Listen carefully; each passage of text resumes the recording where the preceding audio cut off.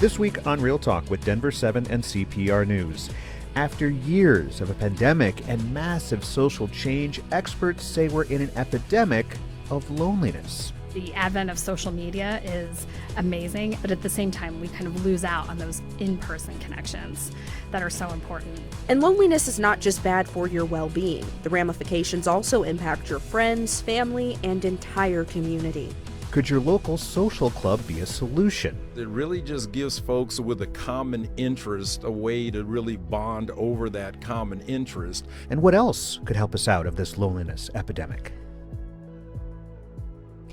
Welcome to Real Talk with Denver7 and CPR News. I'm Denver7's Micah Smith. And I'm Colorado Public Radio's Nathan Fernando Frescas. Each week, in a partnership between Denver7 and CPR, we have a real talk about issues impacting underrepresented people across Colorado and amplifying voices you may not always hear. Now, back in 2000, Robert Putnam's book, Bowling Alone, highlighted a shift in America from a nation of joiners to a nation of loners. And since then, Americans have become more divided, more isolated, and more alone. And if you're feeling more alone, recent studies reveal that's just how widespread that feeling is. This year, the U.S. Surgeon General announced a staggering statistic. Half of American adults experience loneliness, and the American Psychiatric Association survey found that 30% of younger adults experience loneliness several times a week. Yeah, wow. Clinical psychologist Dr. Jennifer Harnett Adams from HCA Health One is here to help us understand more about how we got here and what the causes for loneliness kind of are. Thanks for being here. Yeah, thank you so much for having me. So those statistics, they're crazy, but they show that Americans are indeed feeling this loneliness. So how did we get here? I know it's a huge question, but try to dial it in for us. Yeah, I think there are so many factors. I think here in Colorado, we see the impact of people moving to Denver and kind of coming away from their home communities with their friends and family members that they grew up with, and then having to kind of start over from scratch and create new communities, which is so scary. I think the advent of social media is amazing and also contributing to the problem. It's wonderful because it kind of creates more opportunities for us to connect on very niche interests, things that we might not be able to connect with people in our local community. So we have these worldwide communities, but at the same time, we kind of lose out on those in-person connections that are so important. And we'll certainly dive deeper into social media, but I do want to know, is this feeling across age groups? Is there a specific age group that's impacted the most? What are you noticing? Well, as you mentioned, younger people are reporting higher levels of loneliness than ever before. So I think that's where we're seeing the biggest shift. I think a lot of times we traditionally think of older adults as being more prone to loneliness because maybe they've retired, or maybe their adult children have moved away, or maybe their friends or partners are passing away and their social circles are just kind of getting smaller. We see that rates of loneliness in older adults are holding relatively steady since before the pandemic, but what we see is this increase in loneliness in younger adults that we didn't necessarily see prior to the pandemic. And I think there's more than one way to be lonely, I guess, if we can think about that. I'm wondering if one could go to a coffee shop or just be in a space. Is that a way to combat loneliness, or is that not really a solution in terms of being just in a room full of other people? I mean, community space is one of the big public health measures that are being put into place to combat loneliness. So having that sort of third space, like a club space or like a gym, like that kind of thing where, you'll connect with people with shared interests can be important. Going to a coffee shop on a one-off might not be a big impact way of combating loneliness, but if you're a regular and you get to know the other people who are on a similar schedule as you and the baristas get to know you, then you are kind of creating a community there. Because it's like that social capital that you're building there, saying, I remember you and I know you. And the goal is the interaction. Right. Social media is supposed to be social, so you would think that maybe this would be a remedy to loneliness, but it seems as though it's actually making the problem worse in a lot of ways. Why is that? I think there are a lot of factors for that. I think when we look at social media posts that are connecting us with people's like one-off life experiences. A lot of times we see their highlight reel, so we're seeing all of the wonderful things, all of, the great outings with their family or friends, or this birthday party, or all of those things. And then that can create an unfair comparison to our own lives, because we know all the good and bad details of our own lives. But social media can be really beneficial because it does create those connections around shared passions, shared causes, shared things that really do help deepen our connections with other people. Because I remember during COVID, right? Like social media was like the way to go. Like Zooming with my family when I couldn't physically see them was huge. Yes. As a clinical psychologist, are you seeing more patients that have this loneliness kind of baked into what they're experiencing? I know you can't tell about a personal thing, but just is that a feeling you're finding? I think so. I work with primarily with new parents in our NICU at the hospital. Yeah. And so, one of the things that we as a healthcare team notice is, a lot of our parents are sort of in their own, rooms with their babies, kind of, scrolling. And partially they're staying connected to their friends and family back home, but also they're also not necessarily connecting with other families who are on the unit that might be able to provide that sort of social outlet. I will say one thing that social media has taught me is just how lonely it is when you are a new parent. I see tons of posts of new moms, and especially recently new dads that are, being open and honest about how isolated they feel after having a new baby. So I can't imagine, especially working in the NICU with those parents who kind of have an extra layer of complication, how lonely that can feel. All right. Well, Dr. Jennifer Harnett Adams from HCA Health One, thank you so much for joining us for this Real Talk. Great. Thank you. Well, coming up, the power of joining a club to help power through loneliness. We'll talk about a Black cycling club in Denver that's creating a sense of community for its members. Stay with us. This is Real Talk with Denver7 and CPR News. Welcome back to Real Talk with Denver7 and CPR News. I'm Colorado Public Radio's Nathan Fernando Frescas. And I'm Denver7's Micah Smith. This year, the U.S. Surgeon General announced a staggering statistic. Half of American adults experience loneliness. And the data goes on to say that feeling lonely significantly impacts our health by increasing the risk of heart disease, stroke, and even premature death. But there are ways to combat this epidemic, including social and cultural clubs. Political scientist Robert Putnam, in his book Bowling Alone, explains how joining a club, be it a cycling group or a social private club, can be good for our health and the health of our country. Now, Putnam is the focus of the 2023 documentary called Join or Die. CPR News spoke to its co-director, Pete Davis, about those health impacts. There is a total connection between joining and your own health. And we touched on it a bit in the movie. Bob mentions joining a club is as good as quitting smoking. So if you want to keep smoking, he often says, if you want to keep smoking, make sure to join a few extra clubs. You're part of community. Your cholesterol is better. Your lungs are better. Your Alzheimer's is delayed. You heal more from wounds when you feel a connection with other people. And that all adds up to mortality. As Bob said, your chances of dying in the next year are cut in half by joining one club. So we decided to reach out to a club directly and hear from what Putnam calls a joiner. Alton Dillard is one of the founders of the Colorado chapter of the Major Taylor Cycling Club. And while it welcomes everyone, it focuses on introducing and keeping more Black people in the sport of cycling. So, Alton, thank you so much for being here. Thank you. So let's start with the basics. Who was Major Taylor and why did you name the club after him? All right. Well, Major Taylor was the first ever Black cycling champion, first world champion in 1899. And it's actually a nickname. A lot of people think he held a military rank. His name was actually Marshall. Oh. So his name is Marshall Major Taylor. And so there are chapters of the Major Taylor Cycling Club all over the United States. And as you would imagine, given that there are no Black people in Colorado, as mentioned, we are definitely, multi-ethnic and welcome everybody. Yeah. Well, and so the point is getting together, cycling together as a group, joining an organization of people that want to get out there and have a good time. Talk a little bit about, getting together and actually being out there cycling with people that look like you and have that type of experience together. That part's a lot of fun because, as you can imagine, again, giving Denver's demographics, when we come rolling into REI or out along the South Platte 8 or 10 deep, we do turn some heads. Yeah. But a lot of it is because, a lot of us are really good cyclists. I actually took up cycling as, got serious as an adult in my early 50s, but I've ridden bikes all my life. I now look back and see that even as a kid with no helmet, no water, I was covering probably 10, 15, 20 miles as a 7-year-old, not even thinking about it. We all miss that 7-year-old energy. Don't we? Yes, same.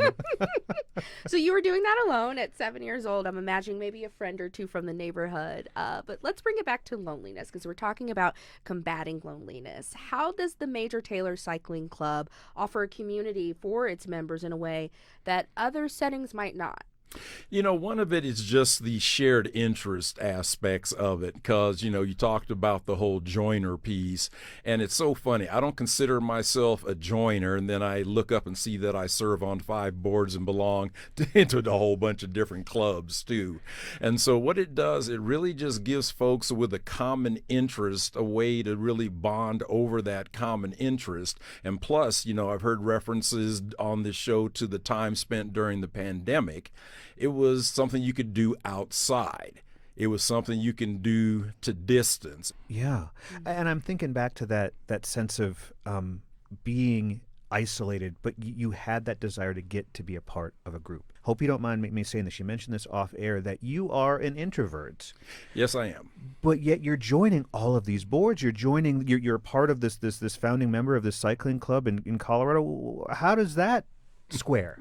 I'm able to reconcile it pretty easily because one of the things that I tell people is there's a difference between what I do and who I am. For the last 17 years, heading up to the end of 2022, I was communications manager for the Denver County Clerk and Recorder, which essentially meant I was the election spokesperson for the city. And then prior to that, I was press secretary and on the press staff of former United States Senator Ben Nighthorse Campbell. So because I had such a high-profile career that had me on television, radio, newspapers, etc. for 30 years, I'm used to being, recognized when I go places in public and things like that.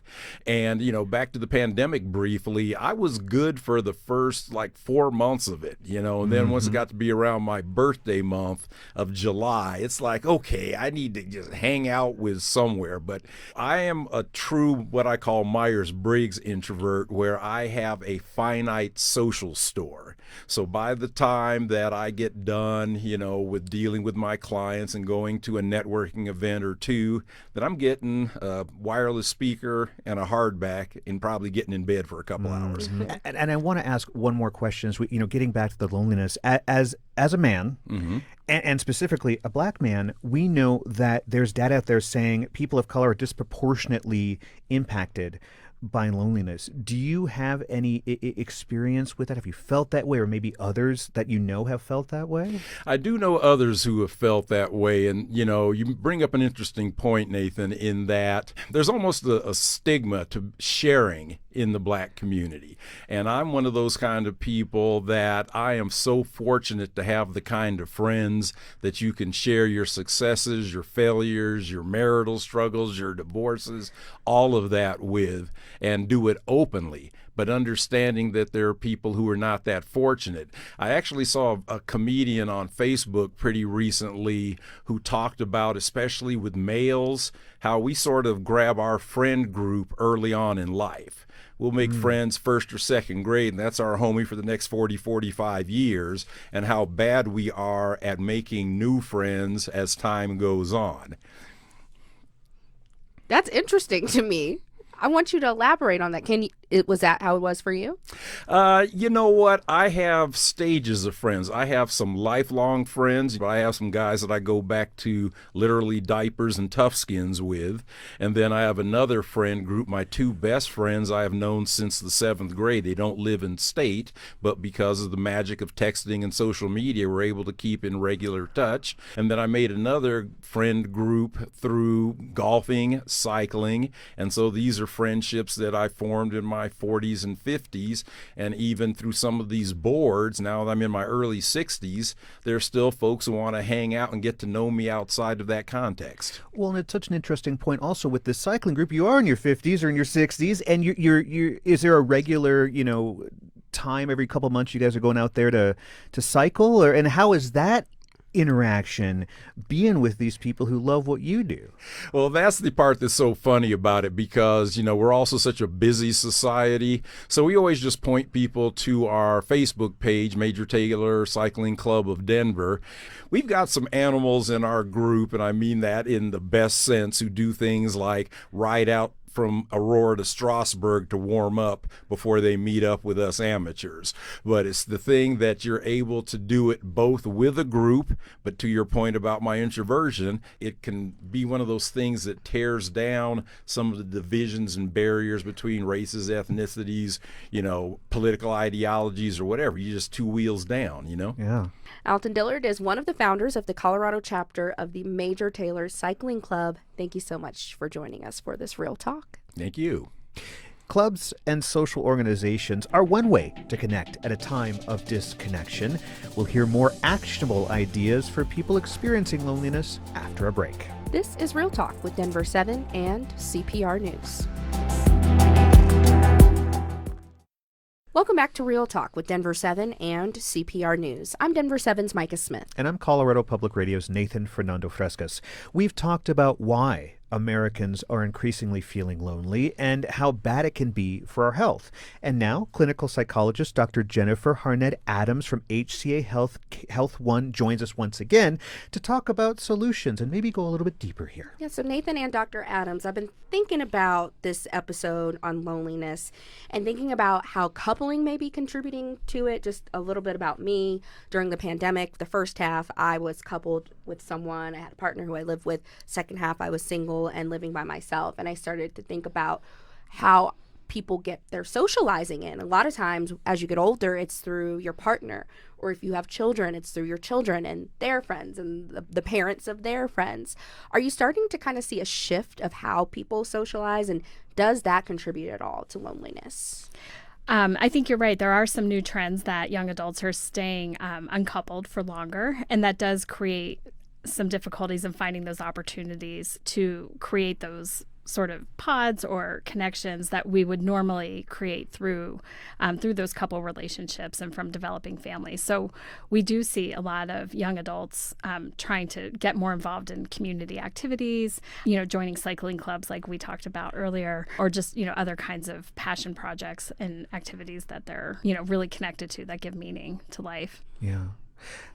I know as an older, a middle-aged person, it is tough finding that community. It is tough finding friends. It is a lot of just physical and mental stress. Do you have any advice about that for someone who may be experiencing loneliness, but just think about it and they're like, I'm just going to go back to bed. I am not right, yeah. for that. Yeah, going back to TikTok. Yeah, pulling the covers over our heads. Right, but we hear how important it is to get out there and to have that social interaction. Yes. Well, as we heard in the previous section, he was talking about how the cycling club has its sort of, outreach page on Facebook. So, finding a way, social media can be a great way to find where your people are out in the world, and then help you kind of gain entrance into real live in-person activities, ways that you can connect with people who are, doing the same things that you care the most about locally.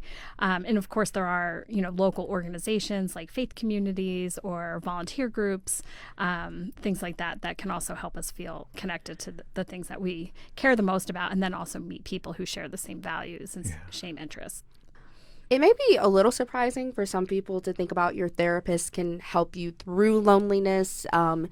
in terms of identifying it, yes, but helping you through it is another thing. So how do you draw out what is causing someone's specific loneliness or feeling of being lonely to help them find a solution? Yeah, working with a therapist can be a great way to kind of get over that hump if you're feeling lonely and just wanting to make more connections in your life.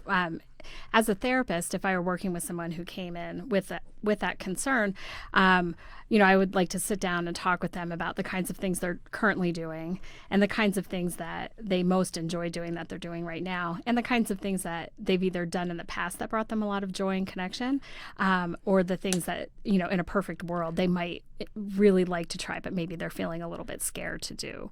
So we would kind of go through and kind of take that inventory and make this like wish list of activities, and then kind of look for opportunities for how they could connect with that. And if there's some skill building that needs to happen, maybe feeling a little more confident introducing yourself to new people, or practicing having a few conversation topics in your back pocket, those are things that we can practice in a session, or maybe just kind of troubleshoot and brainstorm around during a session.